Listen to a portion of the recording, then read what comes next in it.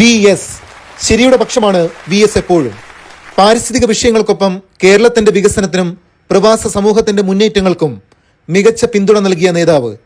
Lulu group chairman MA യൂസഫലിയുടെ ഓർമ്മയിൽ കേരളത്തിന്റെ വികസനത്തിനായി VS വഹിച്ച പങ്ക് എടുത്തുകാട്ടുന്നു. തന്റെ സഹോദര തുല്യനായ നേതാവിനെയാണ് നഷ്ടമായതെന്ന് MA യൂസഫലി അനുശോചന സന്ദേശത്തിൽ അറിയിച്ചു. സ്മാർട്ട് സിറ്റി അടക്കം സംസ്ഥാനത്തിന്റെ വികസന അധ്യായത്തിൽ മുൻ മുഖ്യമന്ത്രി VS അച്യുതാനന്ദൻ നടത്തിയ ഇടപെടലും ചർച്ചകളും മറക്കാനാകാത്തതെന്ന് അദ്ദേഹം അനുസ്മരിച്ചു. കേരളത്തിലെ നിക്ഷേപങ്ങൾക്കൊരുങ്ങിയ സമയത്തെല്ലാം ഏറ്റവും മികച്ച പിന്തുണ നൽകിയ നേതാക്കളിൽ ഒരാൾ VS ആയിരുന്നുവെന്ന് യൂസഫലി വ്യക്തമാക്കി. തൃശൂർ കൺവെൻഷൻ സെന്റർ ഉദ്ഘാടന വേളയിൽ ചെളിയിൽ നിന്ന് വിരിയിച്ച താമര എന്നാണ് കൺവെൻഷൻ സെന്ററിനെ മുഖ്യമന്ത്രിയായിരുന്ന VS പരാമർശിച്ചത്.